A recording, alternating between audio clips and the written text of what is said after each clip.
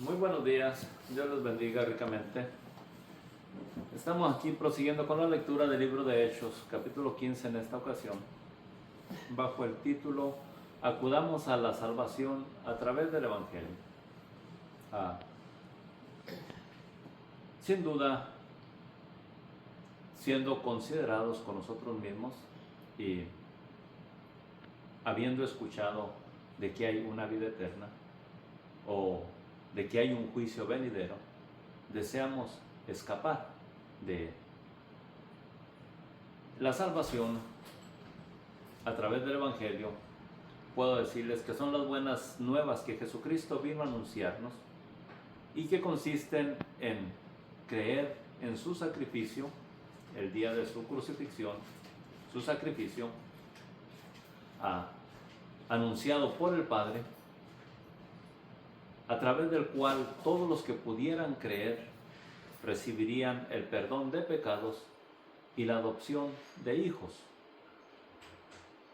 No obstante, hay muchas maneras de pensar, muchas maneras de creer, como la Biblia misma nos lo enseña, que hay caminos que al hombre le parecen derechos, pero su fin es camino de muerte. Hay que entender, hay que darnos cuenta que el único camino al Padre es nuestro Señor Jesucristo, y es a través de Él que debemos de acudir a la salvación.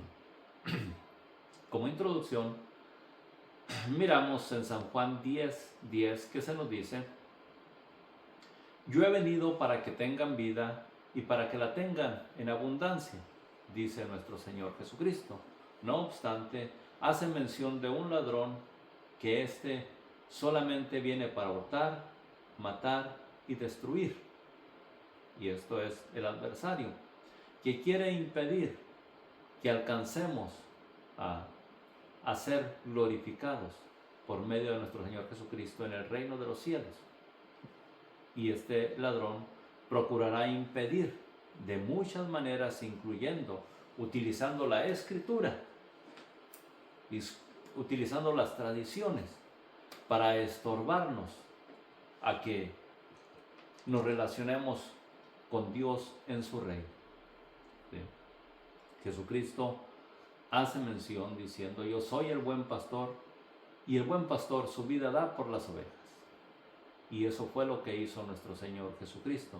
Se dio por nosotros para que, creyendo en Él, alcanzásemos nosotros la vida eterna, la redención con el Padre, o reunificarnos con el Padre. Ahora, este es el fundamento. Y en el libro de los Salmos se nos dice: si fueren destruidos los fundamentos, ¿qué ha de hacer el justo? Nuestro Señor Jesucristo es el fundamento, la manera en que Dios estableció para que pudiéramos obtener el perdón, la redención de nuestros pecados. En 1 Corintios 5:3-1 nos dice, para que tengamos nosotros una certeza de lo que creemos, nos dice el apóstol: porque nadie puede poner otro fundamento que el que está escrito, el cual es Jesucristo. Jesucristo es el único fundamento, es el único medio para acercarnos a Dios, para allegarnos a Dios. Y si alguien viene y pone otro fundamento, prácticamente estamos perdidos, si lo creemos. Y eso es lo que sucede en el libro de los Hechos, capítulo 15, que leeremos dentro de un rato al respecto. ¿Sí?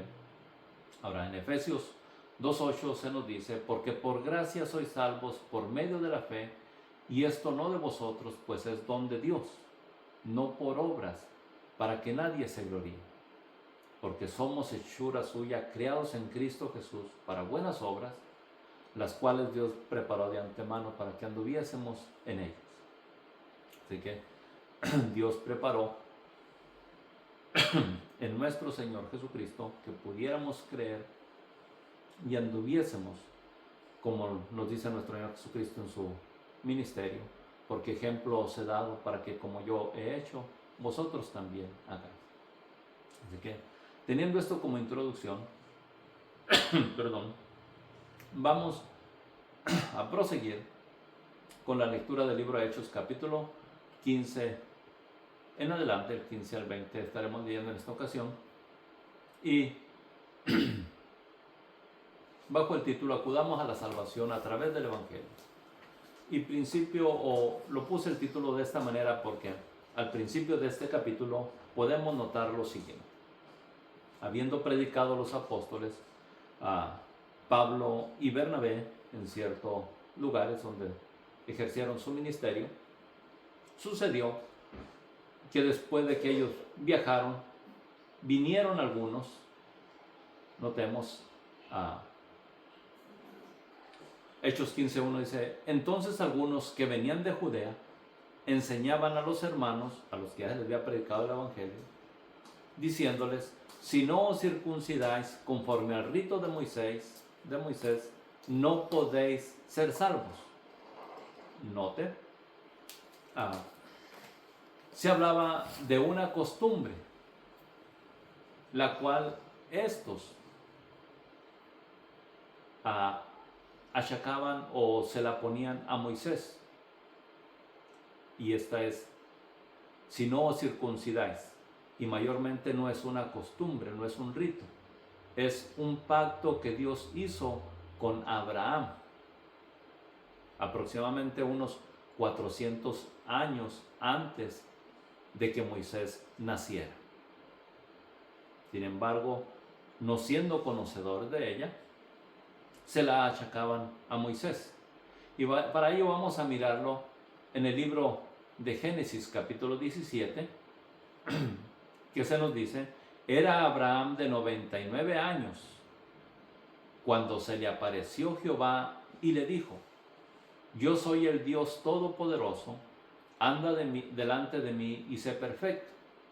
Verso 9, dijo de nuevo Dios a Abraham, en cuanto a ti, guardarás mi pacto, tú y tu descendencia después de ti, por sus generaciones. Este es mi pacto que guardaréis entre mí y vosotros, y tu descendencia después de ti. Y la señal de este pacto es, será circuncidado todo varón de entre vosotros. Notemos pues, ¿dónde empezó la circuncisión?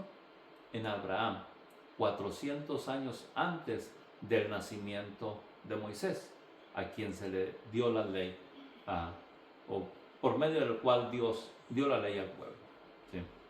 Entonces, prácticamente, al decirles o al enseñar a los hermanos, a los que habían creído en Jesucristo, si no os circuncidáis conforme al rito de Moisés, no podéis ser salvos, prácticamente estaban enseñando algo erróneo, nos damos cuenta, quienes conocemos la Escritura. Quienes no conocen la Escritura, creen probablemente a lo que se les dice sin investigar de dónde proviene.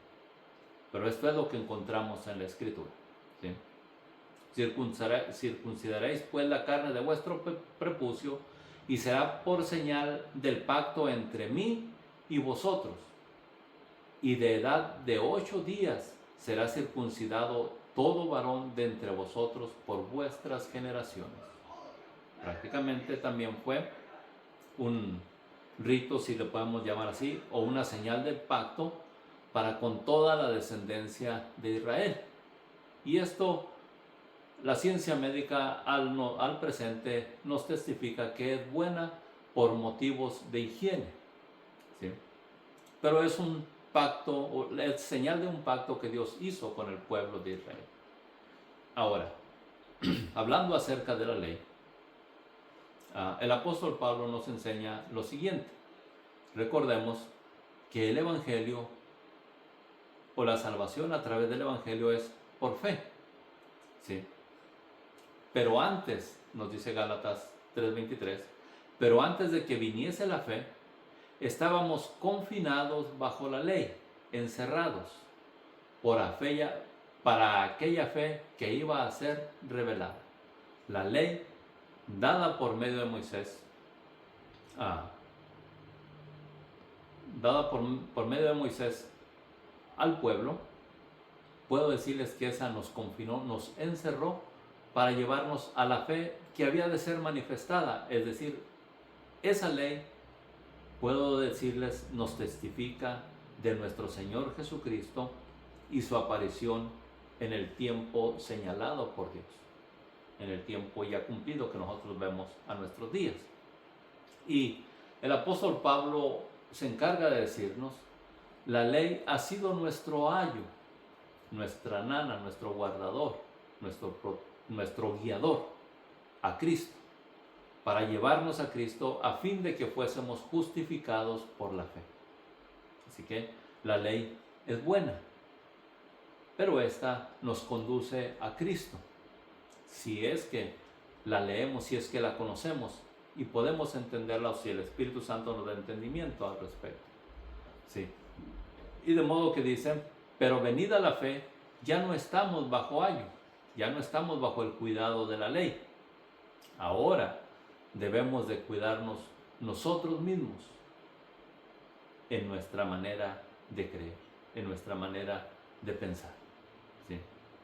Ya que Cristo se manifestó para que creyendo en Él nosotros pudiéramos llegarnos a Dios a través de su sacrificio, ¿sí?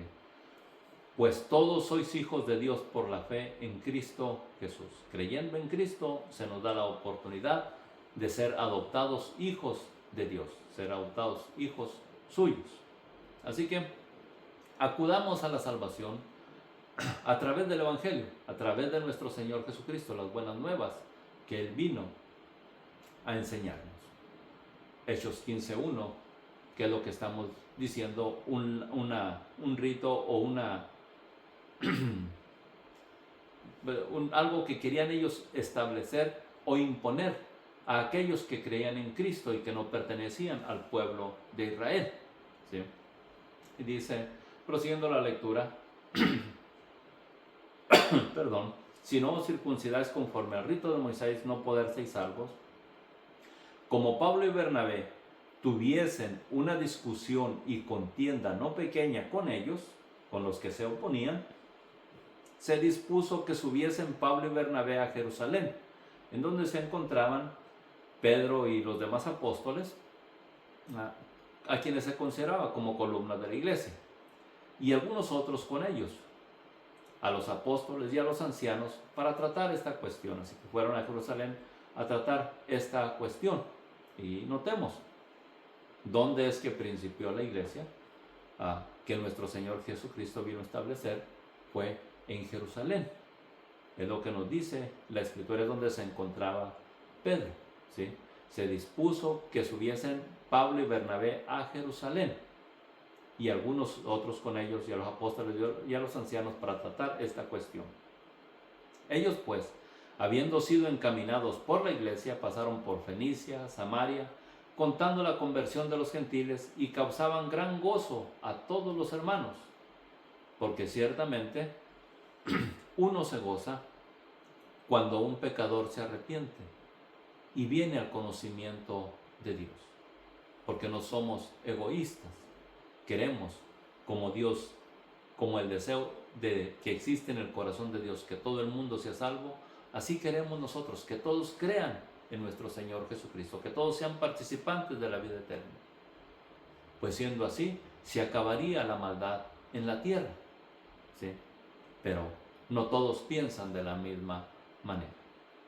Así que llegados a Jerusalén, fueron recibidos por la iglesia y los apóstoles y los ancianos, y refirieron todas estas cosas que Dios había hecho con ellos. Pero algunos de la secta de los fariseos que habían creído se levantaron diciendo, es necesario circuncidarlos y mandarles que guarden la ley de Moisés. Ahora, veamos qué es lo que nos dice la ley. En Gálatas 3:10 nos dice lo siguiente: porque todos los que dependen de las obras de la ley están bajo maldición. Porque escrito está, maldito todo aquel que no permaneciere en todas las cosas escritas en el libro de la ley para hacerlas. Así que, ¿qué es lo que nos demanda la ley? Que estamos obligados a hacer todo lo que en la ley está escrito, al pie de la letra. El apóstol Pablo nos dice Si alguno quebranta uno de esos mandamientos, quebrantó toda la ley. Así que hay que hacerlo exactamente como está escrito si es que queremos vivir conforme a la ley. Sin embargo, en el Evangelio se nos pide creer en Jesucristo. De modo que cuando creemos en Jesucristo, Él nos da de su Espíritu para ayudarnos a cumplir las obras de la ley. Las obras que la ley demanda. Y ya no es por nuestro esfuerzo, sino con su ayuda, que nos fortalece para cumplir lo que la ley demanda. No obstante, nos libra de sacrificios y ritos que la ley demanda, pues nuestro sacrificio es Cristo, el único y necesario para el perdón de los pecados de la humanidad. Gálatas 3:10, porque todos los que dependen de las obras de la ley están bajo maldición, pues escrito está, maldito todo aquel que no permaneciere en todas las cosas escritas en el libro de la ley para hacerlas. Porque por la ley ninguno se justificará para con Dios. A través de la ley nadie podrá justificarse delante de Dios. El único que nos justifica es Jesucristo. Recuerde, no solo en el Nuevo Testamento, pero también en el Antiguo Testamento, la Escritura nos dice que el justo vivirá por la fe. Así que la ley no es de fe, sino que dice, el que hiciere estas cosas vivirá por ellas. La ley no es de fe, es de obras obligado. ¿Sí? Pero el justo vivirá por la fe. Así que Cristo nos redimió de la maldición de la ley, para que en Cristo Jesús la bendición de Abraham, del cual ya miramos en el principio, alcanzase a los gentiles. Abraham, dice la Escritura, creyó a Abraham a Dios y le fue contado por justicia. ¿Okay? ¿Cree usted en Jesucristo y le será contado por justicia?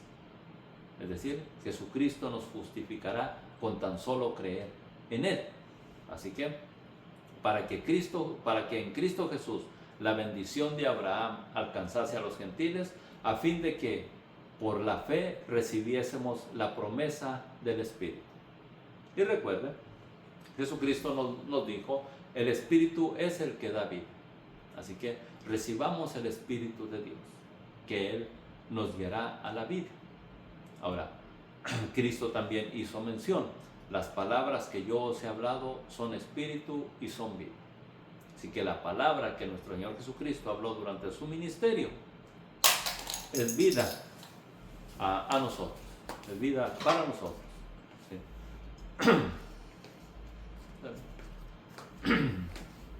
Perdón.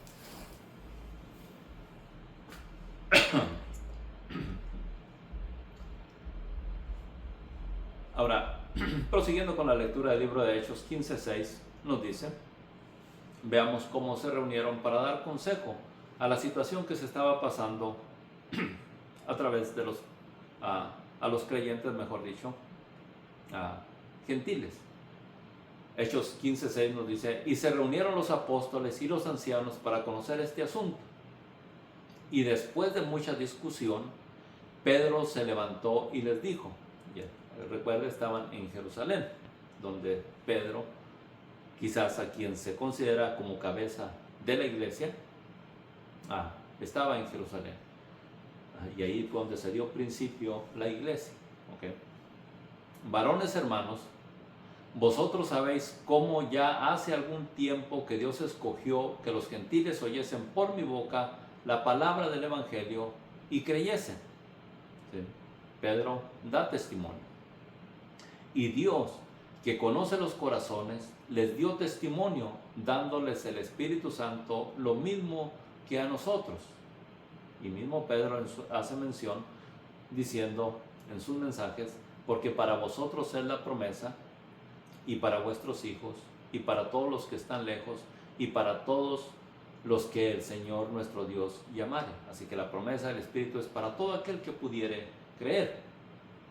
Y no hizo ninguna diferencia entre nosotros y ellos, purificando los corazones por la fe. Ahora pues, ¿por qué tentáis a Dios poniendo sobre la cerviz de los discípulos un yugo que ni nuestros padres ni nosotros hemos podido llevar? Nadie había podido cumplir la ley. Por eso fue que nuestro Señor Jesucristo vino a cumplirla por nosotros, para que creyendo en Él fuésemos justificados en aquel que cumplió las demandas de la ley, nuestro Señor Jesucristo. Y dice el apóstol, antes creemos que por la gracia del Señor Jesús seremos salvos de igual modo que ellos. A través de nuestro Señor Jesucristo es que podemos gozar o disfrutar de la salvación que Dios ofrece. Entonces toda la multitud cayó y oyeron a Bernabé y a Pablo, que contaban cuán grandes señales y maravillas había hecho Dios por medio de ellos entre los gentiles. Y cuando ellos callaron, Jacobo, otro de los apóstoles, también respondió diciendo, varones hermanos, oídme. Ahora, veamos quién era este Jacobo. En Gálatas 2:9 nos dice, Jacobo, Cefas, que es Pedro, y Juan, eran considerados como columnas de la iglesia, como pilares, como fundamentos de un edificio. Así que de ellos podemos nosotros decir, la iglesia se fue formando. No obstante, salió de nuestro Señor Jesucristo. Él fue quien dio la orden. ¿Sí? Así que Jacobo se levantó y dijo, oídme. Hechos 15:14. Simón ha contado cómo Dios visitó por primera vez a los gentiles. Simón es el mismo Pedro, para tomar de ellos pueblo para su nombre. Y con esto concuerdan las palabras de los profetas, como está escrito. Después de esto volveré y reedificaré el tabernáculo de David que está caído, y repararé sus ruinas y lo volveré a levantar, para que el resto de los hombres busquen a Dios. ¿Quiénes eran los que buscaban a Dios antes de que nuestro Señor Jesucristo viniese? Únicamente los judíos, y puedo decirles, no todos. Solamente algunos buscaban o esperaban en Dios, ¿sí? Porque ciertamente a causa de la maldad la fe se enfría. Y como al presente muchos nos preguntan diciendo, si existe Dios, ¿por qué hay tanta maldad? Bueno, si existe maldad es porque el hombre es malo. Y la Escritura nos testifica que engañoso es el corazón y perverso el corazón del hombre. ¿Sí? ¿Y quién lo entenderá? Pero Dios promete darnos un nuevo corazón, escribir su ley en nuestro corazón. Y eso es lo que transforma el corazón del hombre. Cuando Dios da de su espíritu, nos instruye en su ley. ¿Sí? Y eso fue lo que Dios prometió al restaurar el tabernáculo de David, para que el resto de los hombres, para que toda la humanidad pueda buscar al Señor, y todos los gentiles sobre los cuales mi nombre es invocado. Dice el Señor que hace conocer todo esto desde tiempos antiguos.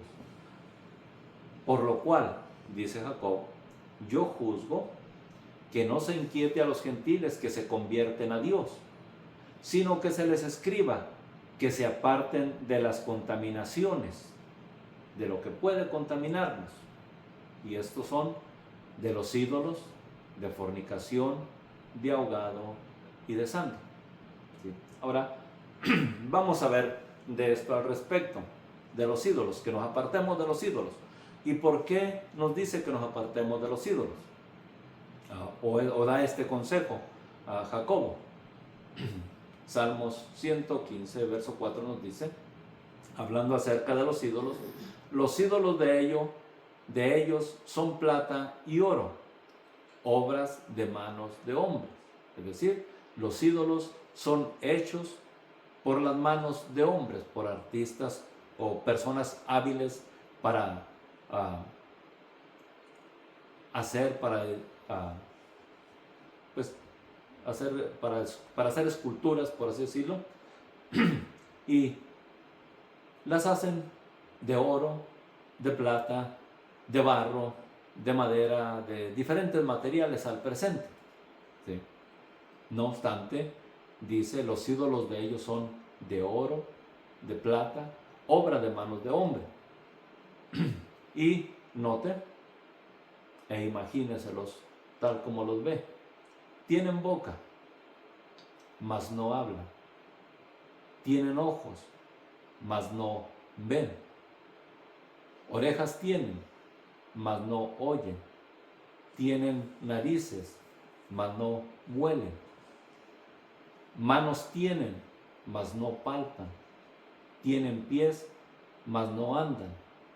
No hablan con su garganta.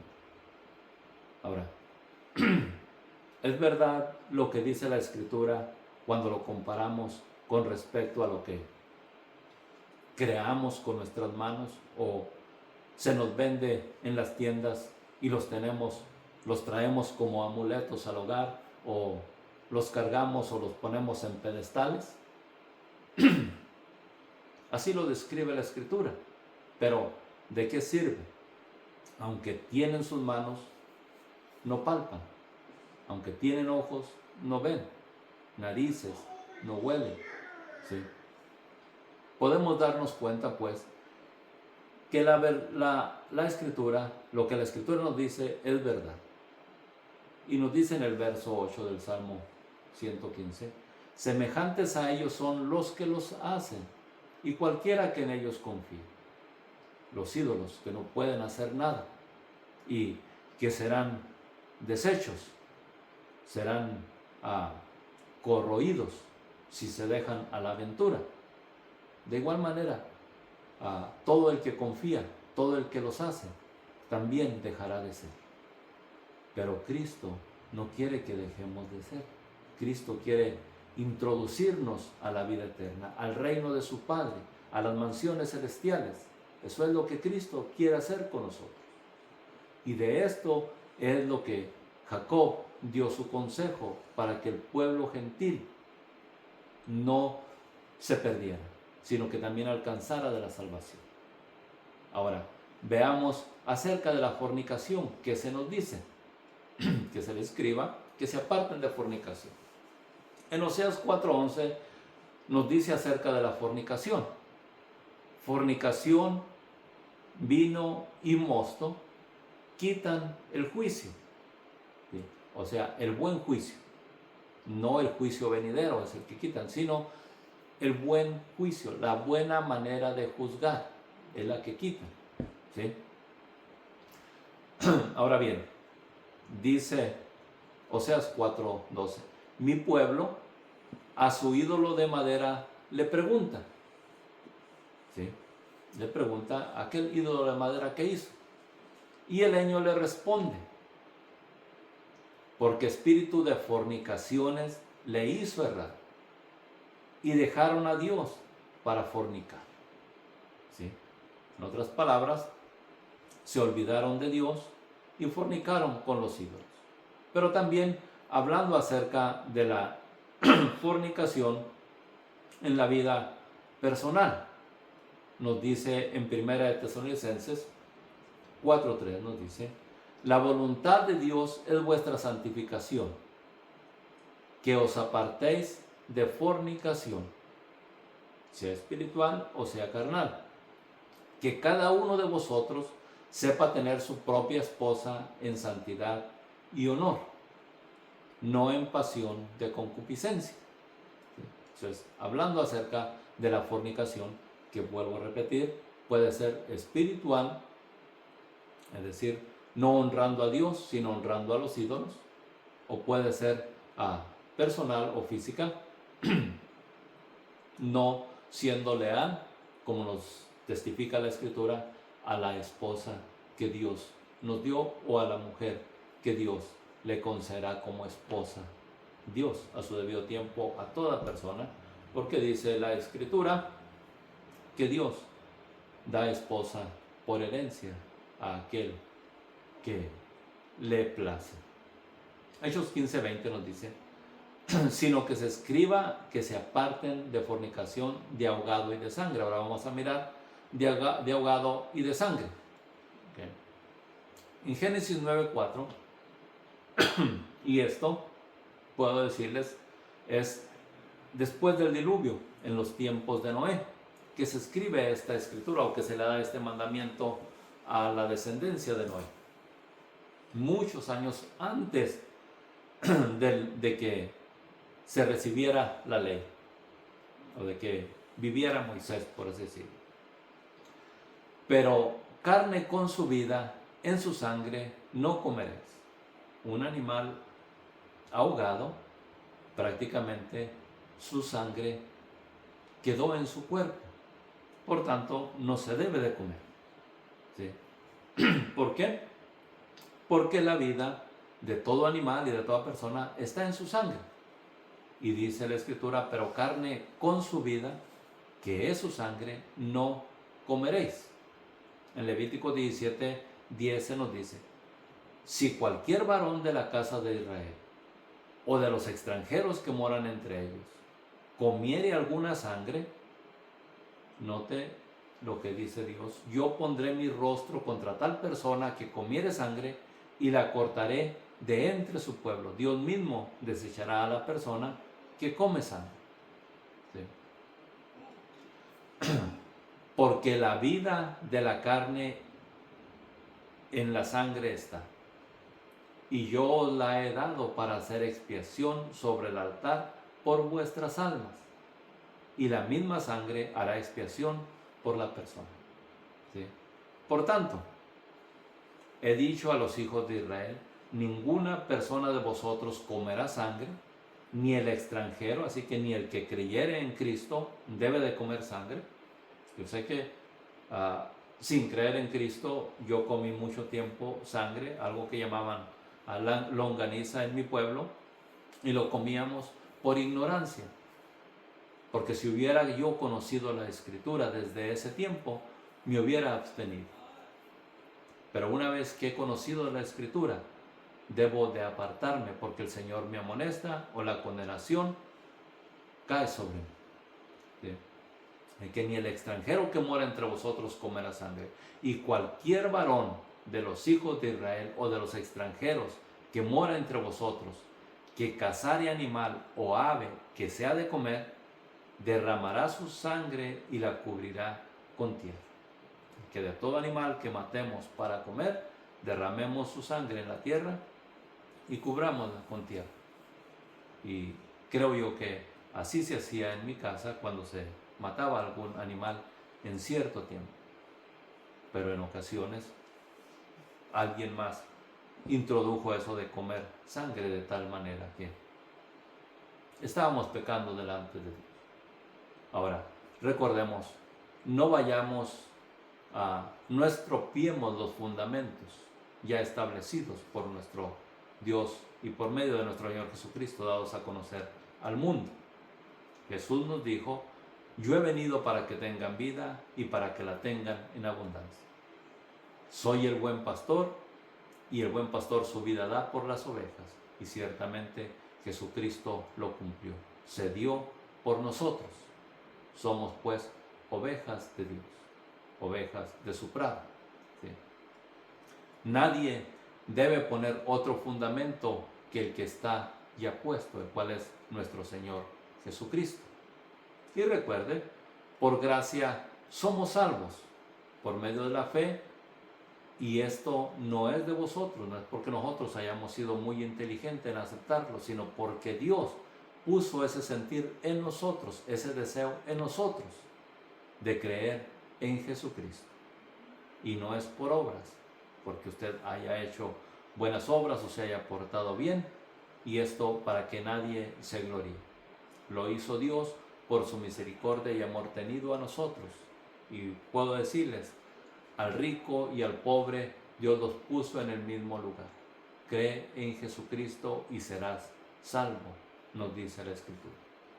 porque somos hechura suya, creados en Cristo Jesús para buenas obras, las cuales Dios preparó de antemano para que anduviésemos en ellas. Así que después de creer en Cristo, haga la obra que demanda el Espíritu Santo en su vida. Dios les bendiga ricamente. Espero que esta palabra llegue a sus corazones. Hasta la próxima.